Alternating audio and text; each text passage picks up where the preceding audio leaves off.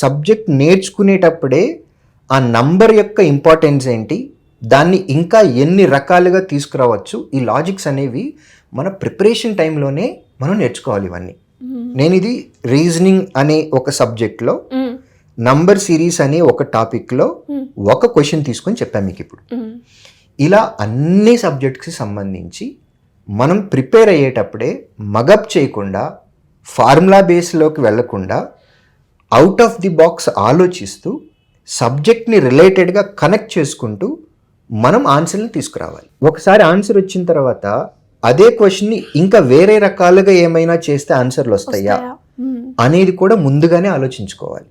అది ప్రాక్టీస్లోనే చేయాలి. చేసిన తర్వాత ఎవరికి వాళ్ళు నోట్స్ రాసుకోవాలి. ఈ క్వశ్చన్ ఇన్ని రకాలుగా చేయొచ్చు, ఫార్ములా బేస్ అయితే ఎలా, లాజిక్ బేస్ అయితే ఎలా, మెథడ్స్ అని ఉంటాయండి. ఒకే క్వశ్చన్ని డిఫరెంట్ మెథడ్స్ వేసి తీసుకురావచ్చు.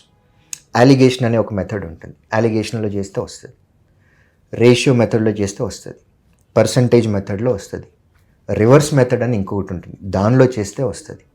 ఇలా ఎన్ని రకాలుగా చేయొచ్చు అనేది ప్రాక్టీస్ చేసే టైంలోనే అలవాటు చేసుకోవాలి. అప్పుడు ఎగ్జామ్లో క్వశ్చన్ ఏ మెథడ్ వాడితే తక్కువ టైంలో ఆన్సర్ వస్తుంది అనేది తెలిసిపోతుంది. సో ఇది ఓవర్ నైట్ వచ్చేది కాదండి. ఇది ప్రాక్టీస్ చేసేటప్పుడే మనం ఇవన్నీ చేసుకుంటూ వెళ్తేనే మనకి ఎగ్జామ్లో కాన్ఫిడెన్స్ ఉంటుంది, తక్కువ టైంలో ఆన్సర్ తీసుకురాగలం.